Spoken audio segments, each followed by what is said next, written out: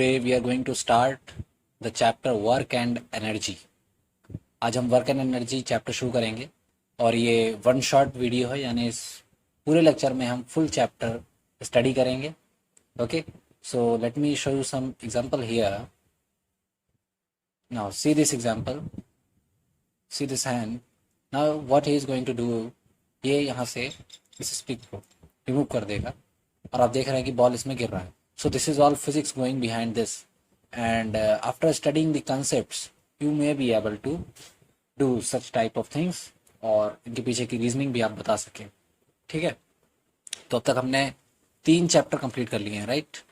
अब हम ये 4th चैप्टर की ओर बढ़ रहे हैं. This is our 4th chapter in physics. So let's move forward. और सबसे पहले हम जानते हैं what is work. Okay, work क्या है आप जानते हैं. देखिए, सबसे पहले तो यहाँ पे एक लाइन लिखी हुई है, there is a difference in the way we use the term work in day to day life and the way we use it in science. Okay, day to day life में आप work करते होंगे, बिल्कुल करते हैं. We are everybody is doing work from the morning to the evening to the night, right. हम सब work कर रहे हैं. बट वर्क दो तरह का होता है. एक मस्कुलर वर्क होता है जो आप मसल्स से करते हैं, ठीक है. और वर्क कैसे होते हैं, आप अपने माइंड का यूज कर रहे होते हैं. That is also you are doing work in physics. But in science you may say work has different meaning. Okay, work has different meaning. और वो क्या मीनिंग है वही हमें पढ़ना है यहाँ पे. Okay, so that is here. Work done by a force acting on an object is equal to the magnitude to the force. However, this definition is very long. No, this is not long. So let us study firstly the work in physics, its definition. What is its definition? Written here. But before going to this definition, आपको एक बात बताता हूँ. Work को हम W से denote करेंगे, ठीक है ना. W that is work कैसे डिफाइन किया गया फिजिक्स में? force. Okay, wait, force multiplied by the displacement or distance moved in the direction of force. So let me denote distance by S. So this is the work, okay, that we use in this mathematical form. अब इसकी definition पढ़ लीजिए आप. Work done by a force acting on an object is equal to magnitude of force. Force का magnitude, okay, multiplied by the distance moved. Suppose here we have a object of mass m and it moved some distance here. कितनी distance से d. और move कैसे कर गया? हमने chapter पढ़ लिए है ना, motion, force, laws of motion. उसमें हम क्या करते हैं? फोर्स अप्लाई करते हैं तो ऑब्जेक्ट मूव करता है, ठीक है. So who done the work here? That force. Okay. और क्यों किया वर्क, कितना वर्क किया, ये हम कैसे कैलकुलेट करेंगे? F क्रॉस S, मतलब F मल्टीप्लाइड बाय S से, ठीक है ना. So let me erase it.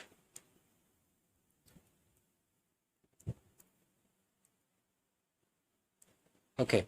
So here is the definition. Work done equals to force multiplied by displacement. In short, work equals to Fs, F multiplied by S. So here are some questions, only 2 questions that are very logical. What is the work done when the force on the object is 0? Can you tell? Another question, what would be the work done when the displacement of the object is 0? What is the work done when the force is 0? Obviously formula आपके पास है, इतनी math तो आपको आती होगी. Work equals to F into S, ठीक है. इसमें क्या बोल रहा है? Force on the object is 0. If the force is 0 then work will be also 0, है ना. सब बहुत सिंपल है, कुछ भी टफ नहीं है यहाँ पे. What would be the work done when the displacement of the object is 0? अब डिस्प्लेसमेंट 0 कर दिया तब भी तो वर्क 0 हो जाएगा. इसका मतलब क्या हो गया?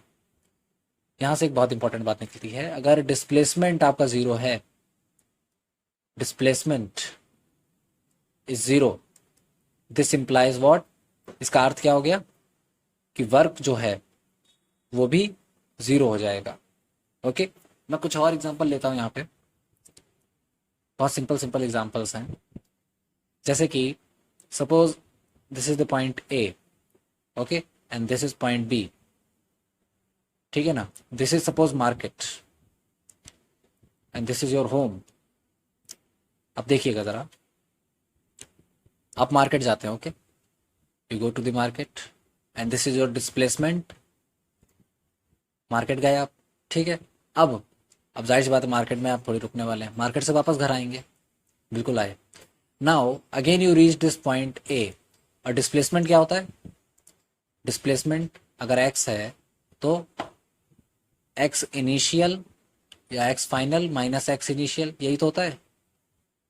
तो हमारे पास फाइनल और इनिशियल पॉइंट तो इक्वल हो गए, that is X at A minus X at A, so ये क्या हो गया, zero. What does this mean, displacement is zero, that is you have done no work, obviously you done work, muscular work, okay, but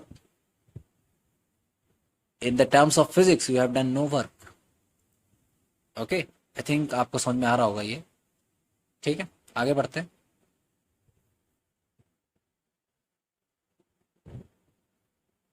so here is an animation, आप देखिए इसको, obviously एक simple सा numerical है, इसमें 50 Newton का block जो है वो इस तरीके से मूव कर रहा है, ओके, और डिस्प्लेसमेंट यहाँ पे 5 मीटर है। तो आप कैलकुलेट कर सकते हैं वर्क क्या होगा, इजिली कैलकुलेट कर लीजिए आप, क्या दिक्कत है। फोर्स मल्टीप्लाइड बाय डिस्प्लेसमेंट, ये फॉर्मूला आपको एकदम याद हो जाना चाहिए, है ना, इसलिए मैं बार बार इसको लिख भी रहा हूँ, जिससे कि आप भी इसको बार बार लिखें और आपको याद हो जाए। फोर्स कितना है, 50 newton, so 50 newton multiplied by 5 metre displacement, so यहाँ पे कितना हो गया, 5 5 25 मीटर, राइट। तो अगर हम यहाँ पे यूनिट की बात कर दें, यूनिट ऑफ वर्क, तो अभी तक यूनिट हमने क्या पढ़ ली है, क्या आ रही है यूनिट, न्यूटन मीटर, ठीक है। आगे बढ़ते हैं, one more numerical, A porter lifts a luggage of 15 kg, इस न्यूमेरिकल को ध्यान से पढ़िए, ठीक है, अच्छा न्यूमेरिकल है। 15 kg from the ground and puts it on his head 1.5 metre above the ground, calculate the work done by him on the luggage, okay. यहाँ पे वर्क कौन कर रहा है, द पोर्टर, ओके, जिसने इस लगेज को लिफ्ट किया। तो सपोज लाइक दिस, ये इसकी हम सिचुएशन इस तरीके से बना सकते हैं,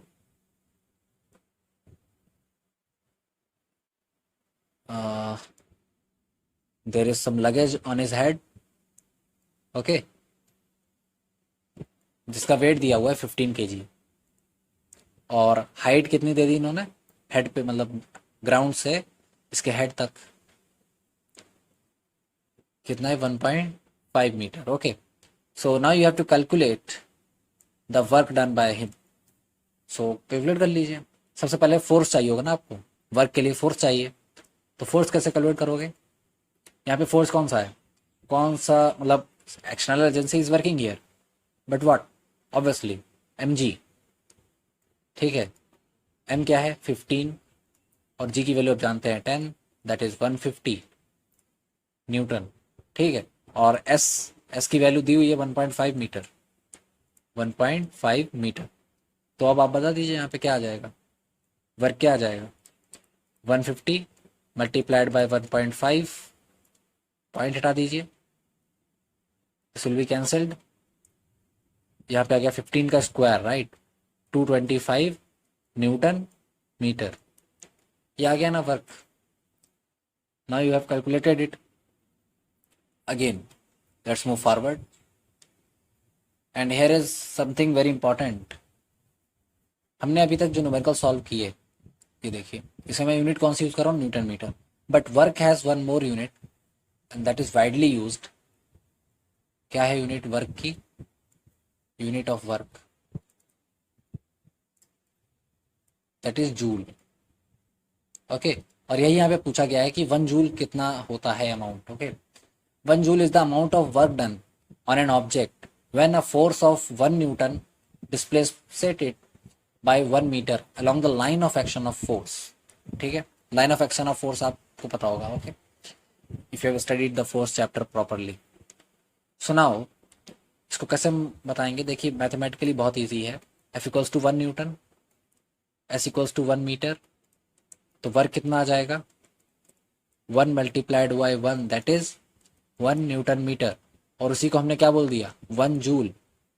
सो 1 joule is the amount of work done when 1 newton of force is applied and the object displaces by 1 metre.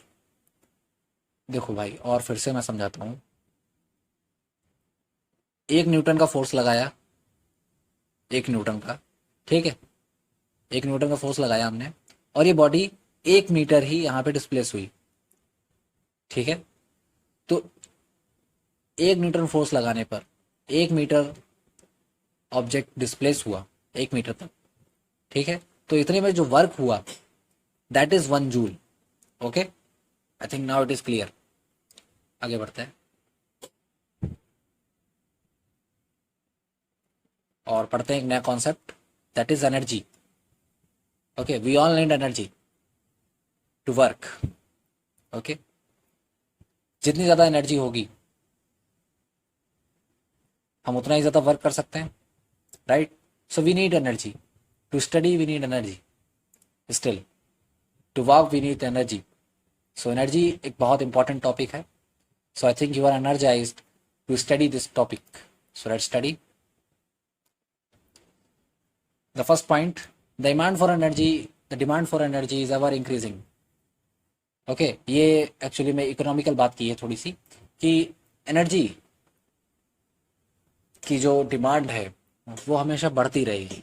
ठीक है, we need more energy to work more, और एक नेशन के तौर पे भी ज्यादा से ज्यादा एनर्जी चाहिए। Okay, because it is needed in economical terms. But where do we get energy from? हमें एनर्जी कहाँ से मिलती है? ओके, हमें एनर्जी कहाँ से मिलती है आप सोचिए। The biggest source is the sun, is the biggest natural source of energy to us. और भी एनर्जीज हैं, बिल्कुल, हम कोल से भी एनर्जी लेते हैं। दूसरे कौन से एग्जाम्पल हो सकते हैं? एग्जाम्पल में लिख देता हूँ, सन, कोल, ओके, और भी बहुत सारे तरीके हैं। We also get energy from the nuclei of atoms. Nuclear fission कराते हैं, nuclear fission. Okay, fission.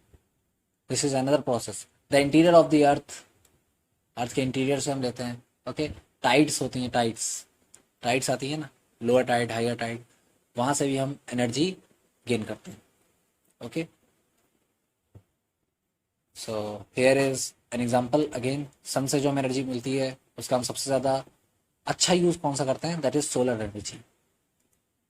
Okay, solar power plants होते हैं ना, तो सोलर एनर्जी में हम उसको हार्नेस करते हैं। सन के द्वारा जो भी रेज निकलती हैं उनको हम हार्नेस कर लेते हैं, उनका यूज कर लेते हैं, यूटिलाइज कर लेते हैं उनको, टू जनरेट